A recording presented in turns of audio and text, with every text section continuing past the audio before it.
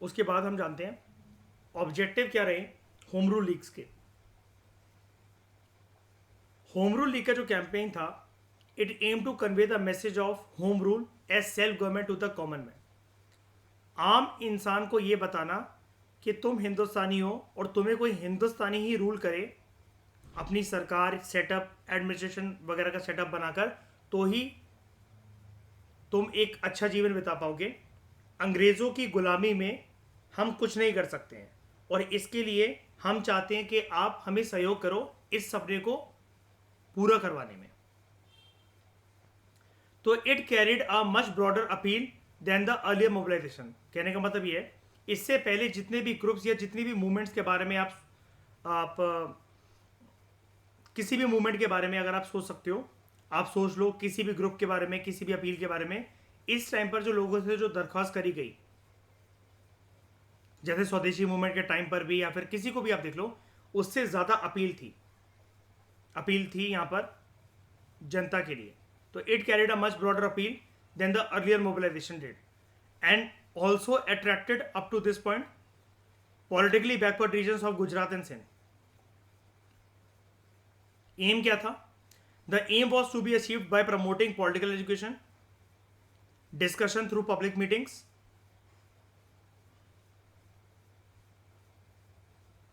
organizing libraries and reading rooms containing books on national politics, holding conferences, students के लिए classes organise करना राजनीति के ऊपर, प्रोपेगेंडा अपना फैलाना थ्रू न्यूज़पेपर्स। 2 न्यूज़पेपर्स आप जानी गए हो प्रीवियस लेक्चर में, एनी बेसेंट जी के न्यू इंडिया और कॉमनवेल्थ, और तिलक जी के केसरी एंड मराठा, है ना। Pamphlets, posters, illustrated post cards, place, placards, religious songs, इन सब के माध्यम से फंड भी कलेक्ट करा गया। सोशल वर्क ऑर्गेनाइज करे गए काइंड ऑफ, मतलब जब किसी एरिया में बाढ़ आ गई, कुछ आ गया, तो जनता की मदद करना ताकि उनको ये फील करवाया जाए कि अंग्रेज़ों ने कभी ऐसा करा आपके लिए। मतलब अब ये कोई नौटंकी वाली बात नहीं थी कि मतलब जहाँ पर ज़रूरत है लोगों को, जहाँ पर कोई अकाल आ गया, कोई बीमारी फैल गई है, वहाँ पर जाकर सेवा हम करेंगे तो लोग हमारे ग्रुप को ज्वाइन कर लेंगे। ये हिंदुस्तानी दूसरे हिंदुस्तानी के लिए दिल से कर रहे हैं, ठीक है। और Russian revolution of 1917, it prove to be an added advantage for the home rule campaign. एक तो मोटिवेशन भी मिलेगा और इम्पैक्ट भी बहुत ज़्यादा पड़ेगा अब हमारी इंडियन नेशनल मूवमेंट पर। और 1917 की बात है रशियन रेवोल्यूशन की, और इसी साल एनी बेसेंट क्या बन गई कांग्रेस की 1917 के कांग्रेस सेशन में? प्रेसिडेंट। अभी हमने ऊपर पढ़ा ना इसको प्रीवियस लेक्चर में। Annie Besant became the first women Congress president in 1917। तो what were some of the prominent factors leading to the home rule movement? Dissatisfaction from Morley Minto reforms. Morley Minto reforms एक साफ तरीके से क्या थे?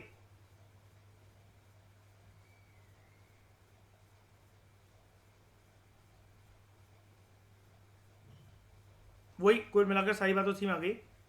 ये एक प्रकार से डिवाइड एंड रूल की पॉलिसी थे सिर्फ अंग्रेजों की, है ना। नेशनल जो थे ये दुखी थे with the Morley Minto reforms as they did not provide the desired political reforms.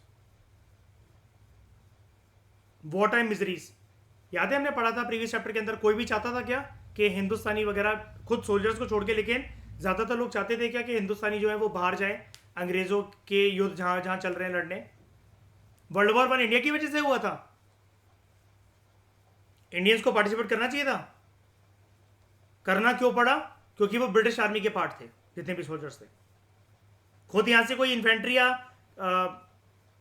कोई ग्रुप गया है खुद से जो कि इंडियन ब्रिटिश आर्मी में काम ना करता हो कि हम भी चलो अपना उत्साह दिखाएंगे वर्ल्ड वॉर 1 में? वो भी ब्रिटिश आर्मी के पार्ट थे। High taxation and a rise in prices during the first world war made people ready to participate in the movement.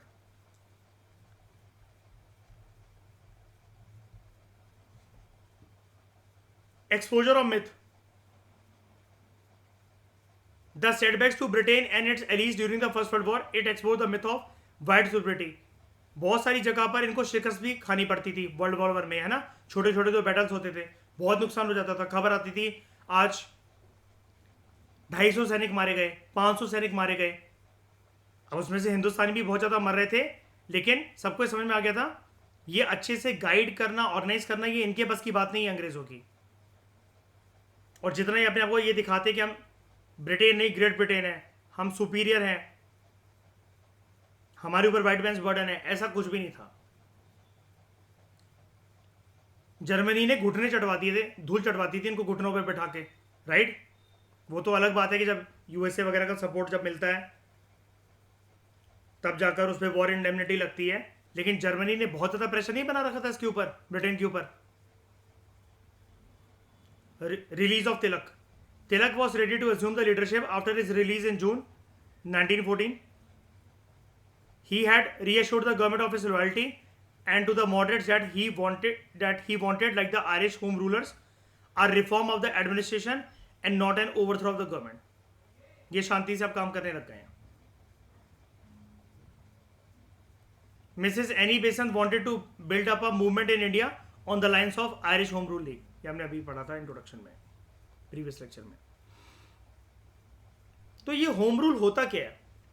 Home rule refers to self government, जिसका सपना अभी भी अधूरा है, बिकॉज जो हुकूमत, चाहे वो सेंट्रल गवर्नमेंट है, रीजनल गवर्नमेंट है, रूल कर रही है, उनके रूलर्स जो है, उनके एडमिनिस्ट्रेशन प्रशासन के जो पार्ट है, वो उन्हीं के कंट्री के लोग हैं. रूल अगर हमारे देश में हो रहा है तो हमारे देशवासियों को उस कुर्सी पर, उस तख्त पर बिठाओ कि वो हमारी पॉलिसीज बना सकें. तो home rule refers to self government granted by central और regional government to its dependent political units यानी कि colonies on the condition that their people should remain politically loyal to it. ये वचन मांग लो हमसे, लेकिन सत्ता हमें दे दो. This was the common feature in the ancient Roman empire and modern British empire.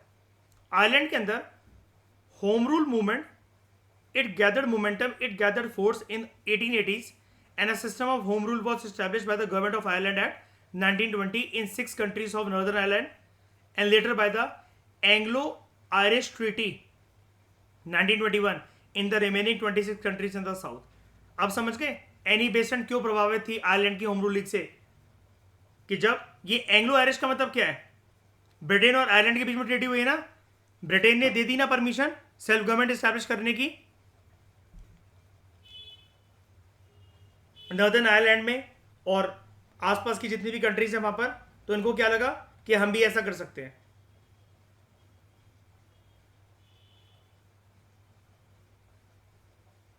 हम भी ऐसा कर सकते हैं कि इनसे इनके मतलब हाँ, इनके साथ कोऑपरेट कर एक वचन लेकर हम भी जो है ये एक परमिशन इनसे ले सकते हैं, एक आश्वासन ले सकते हैं कि अगर वर्ल्ड वॉर 1 के टाइम पर हम आपके लिए अड़बंगा पैदा नहीं करेंगे तो आप जो है हमें सेल्फ गवर्नमेंट चलाने देना हिंदुस्तान में. गवर्नमेंट का रिस्पॉन्स क्या था? The movement reached its peak in 1917. Government got suspicious of the activities of the home rule movement and it thought of suppressing it with a heavy hand. Government ने use करा defence of India act का to curb the activities of the agitators. Students were prohibited from attending home rule meetings. तिलक देख रहे हो, अभी अभी छूट कर आए थे. He was prosecuted for his fiery and passionate speeches, and his entry in the Punjab and Delhi was banned. Important leaders of this movement, including Annie Besant, they were jailed, and various restrictions were imposed on the press by using the Indian Press Act of 1910. याद है newspapers वगैरह छपाकर अपने revolutionary ideas को फैला रहे थे ना.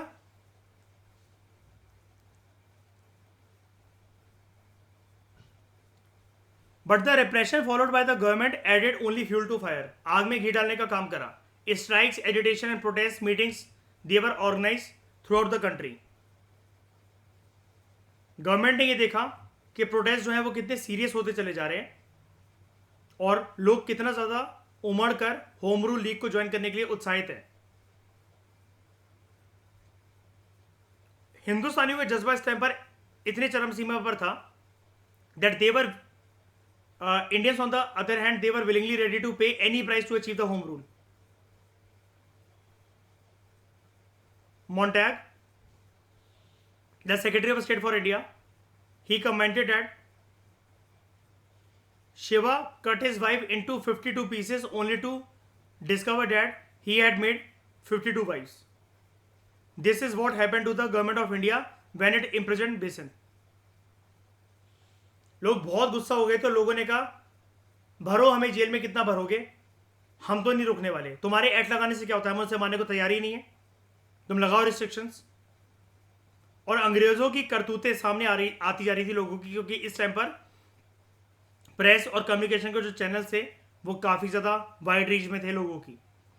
Government release Besant pressure के चलते in September 1917। Therefore to appease the nationalist on 20 August 1917, उनको पुचकारने के लिए हिंदुस्तानियों को, the secretary of state for India made a statement announcing British policy towards India, कि हमारी पॉलिसी आपकी फेवर में ही है, आपकी जो भी डिमांड्स होंगी हम पूरी कोशिश करेंगे उनको पूरा करने की। तो सिग्निफिकेंस क्या रही होम रूल मूवमेंट की? होम रूल मूवमेंट ने नेशनल मूवमेंट को ट्रांसफॉर्म करा into a grass root movement as more and more people began to take part in it. और अभी मैंने आपको बताया ना, इससे ज़्यादा अपील इससे पहले वाली मूवमेंट्स के कंपैरिजन में कभी नहीं करी गई थी। तो it work like a light house. जब भारत के अंदर जो राजनीति का जो माहौल था, जो गर्मा गर्मी थी, it was full of disappointment. It breathe a new life in the national movement, मतलब एक नई जान डालती। It gave definite form and direction to the movement for swaraj, self government, home rule, and it also influence the foreign statesman and several of the American leaders. बड़े सारे जो British members थे, they also supported the Indians demand for the home rule. तो क्या benefit हुए हमें इस movement से? Emergence of politically aware nationalist. Home rule movement ने एक जनरेशन क्रिएट कर दी थी पैशनेट नेशनलिस्ट की, कि ज़रूरी नहीं हम इनके खिलाफ हथियार उठाएं या इनको मारे, प्रेशर डालकर भी अंग्रेजों को झुकाया जा सकता है। Organisational link, the movement created an organizational link between the town and the country which was to be proved crucial in the later years। जब मूवमेंट एंटर करेगी अपने मास फेज में और जनता उमड़ कर सड़कों पर आएगी लीडर्स के लिए लड़ने, ये बात हो रही है आगे चलकर गांधीयन फेज की, ठीक है। ग्राउंड फॉर गांधीयन मूवमेंट, अगला पॉइंट यही है। The movement prepared the masses for the politics of Gandhian style. क्यों? वायलेंस ये भी नहीं कर रहे, वायलेंस गांधी जी भी नहीं करेंगे। Emphasis on masses. It shifted the emphasis from the educated elite to the masses and permanently deflected the movement from the course made by the moderates। मतलब moderates जो सूट बूट के जो जिनको लोग कहा जाता है और वो फिर अपने हिसाब से ही राजनीति को चलाते थे। यहाँ पर क्या है, सबके सहयोग से कॉमन डिसीजन लिया जाएगा, फिर चाहे वो पढ़े लिखे लोग इस मूवमेंट को डायरेक्शन दें या कोई भी थे। जनता को एक बात समझ में आ गई थी कि देश के लिए उत्साह, देश के लिए जो उत्साह है, देश के लिए जो प्यार है या फिर देशभक्ति की जो भावना है, उसके लिए कोई पढ़े लिखे होने की जरूरत नहीं है। जो आज तक लीडर्स जो थे वो पढ़े लिखे थे और वो अपने हाथ में कमान लेकर चल रहे थे हर एक मूवमेंट की। यहाँ पर ऐसा लेकिन नहीं हुआ, सबको इक्वल समझा गया। अगस्त 1917 में the declaration of Montagu and Montford reforms, they were influenced by the home rule legislation. Moderate extremist reunion, Tilak's and Besant's effort in the moderate extremist reunion at Lucknow session of the Congress after Lucknow pact. It revived the Congress as an effective instrument of Indian nationalism, and it gave a new vision and sense of urgency to the national movement। 1919 तक downfall क्या हो गया इस movement का? Leaders आपको पता है वैसे तो अरेस्ट करने के बाद छोड़ दिए गए थे, लेकिन आगे चलकर कमान संभालने वाला कोई नहीं था। Ineffective organisation and coordination among the leaders. Communal riots, growing communal riots during 1917 to 18। और ये टाइम ऐसा है कि देखो वर्ल्ड वॉर भी यहाँ पर तो खत्म हो ही गया है, लेकिन यहाँ पर खत्म हो चला है। मॉडरेट्स ने एक्सट्रीमिस्ट से अपने आप को दोबारा से दूर करना स्टार्ट कर दिया था। The moderate distance themselves after extremist spoke of passive resistance from सितंबर 1918 onwards. Reforms by Montagu, Chelmsford reforms, जिसको मॉनफोर्ट रिफॉर्म्स भी कहा जाता है, which became evident in 1918 further divided the nationalist ranks.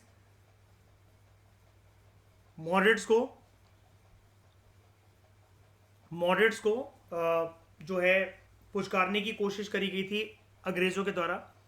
Moderates who had joined the Congress after Besant's arrest, Annie Besant's arrest, they were pacified by the talk of reforms. हमने इसको पढ़ा भी था 2 चैप्टर पहले कि कैसे इनको बोला गया था मॉन्टैग चेम्सफोर्ड रिफॉर्म में आपकी डिमांड को पूरा कर लिया जाएगा, मान लिया जाएगा, ठीक है। और एनी बेसेंट को रिलीज कर दिया गया था, तो ये वैसे भी दरकिनार हो गए थे। moderate extremist reunion. The movement helped the moderate extremist reunion at Lucknow and revived the Congress as an effective instrument of the Indian nationalism. लेकिन इसका कोई फायदा नहीं रहा. Moderates जो है अभी भी सिर्फ कहने के लिए रीयूनाइट हुए थे. जैसे ही अगर आप इस पॉइंट को ऊपर मर्ज करो, मॉडरेट्स ने हल्के से पैसिव रेजिस्टेंस की बात करी सितंबर 1918 ऑनवर्ड से, और मॉडरेट्स ने अपने आप को दरकिनार कर लिया एक्सट्रीमिस्ट ने जब पैसिव रेजिस्टेंस की बात करी. Gandhi ji arrival. Gandhiji's fresh approach to the struggle for freedom was gaining momentum. The mass movement was as advocated by Gandhiji. It pushed the Home Rule League onto the sidelines. दरकिनार हो गई वो. Tilak had to go abroad in September 1918 in connection with the case, while Annie Besant was not sure over her response to the reforms and the techniques of passive resistance. अब ये एक positive lead नहीं दे पा रही थी इस time पर Annie Besant, और तिलक इंग्लैंड चले गए थे. The movement was left leaderless, और सब कुछ थम गया. जो हम बात कर रहे थे रीयूनियन की, Lucknow session of the Indian national Congress, इसके बारे में जानते हैं. एनुअल सेशन जो कांग्रेस का हुआ था दिसंबर 1916 में, वो लखनऊ में हुआ था, यूपी में. प्रेसिडेंट कौन थे यहां पर? Ambika Charan Majumdar.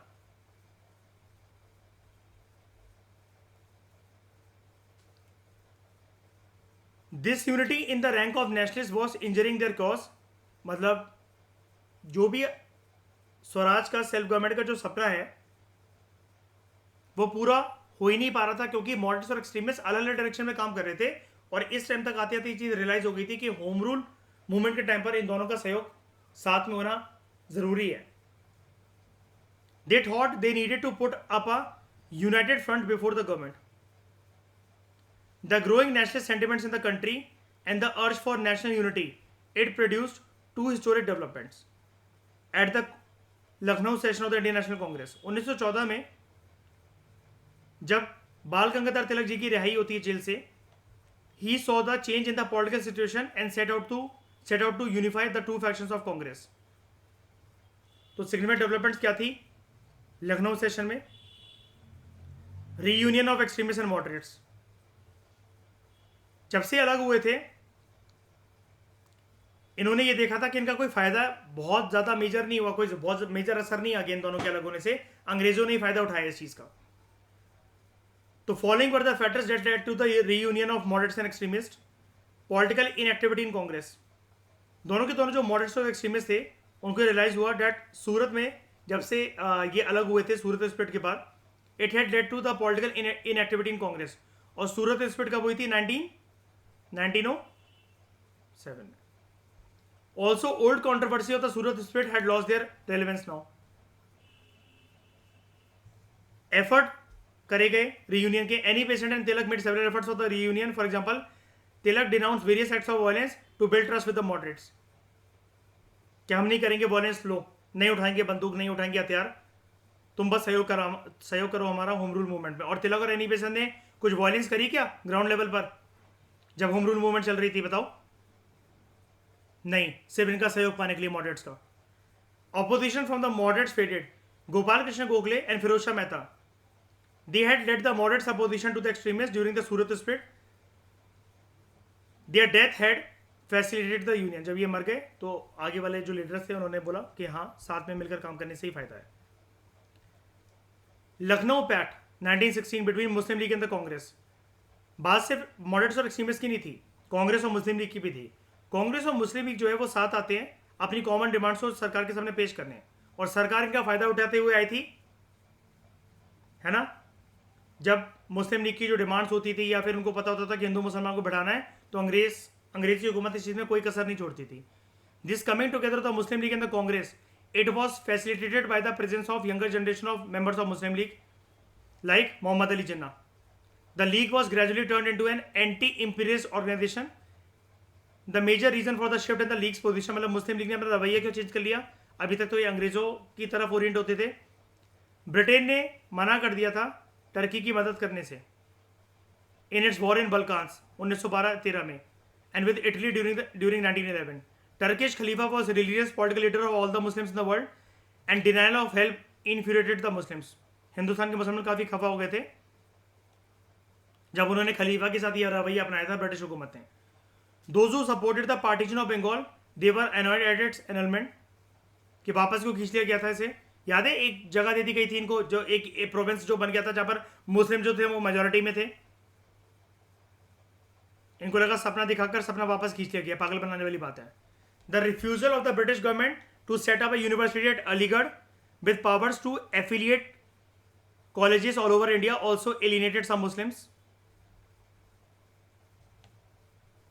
The limited political outlook of Aligarh school was not able to placate the younger members of the League who wanted to participate in bolder national politics. Just like मतलब बात इनको ये लगती थी कि हिंदूज जो हैं वो ज़्यादा लीड संभाल रहे हैं इंडियन नेशनल मूवमेंट के और हमें तो कोई कुछ पूछ ही नहीं रहा.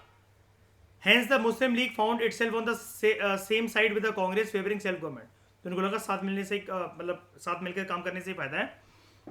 और जब इन्होंने कांग्रेस वालों को बोला इनको बहुत पॉजिटिव रिस्पांस मिला. कांग्रेस वालों ने बोला भाई साहब आप हमसे एक बार बोलकर तो देखते, सेल्फ गवर्नमेंट का सपना पूरा होना तो हमारी सरकार बने तो 50-50 मिलकर काम करेंगे हम लोग, कोई टेंशन वाली बात नहीं है. हमारे बीच में कब से हिंदू मुस्लिम वाली ये वाली बात होने लग गई. इनको सुन के बड़ा अच्छा लगा कि बड़ा पॉजिटिव और फेवरेबल रिस्पॉन्स है.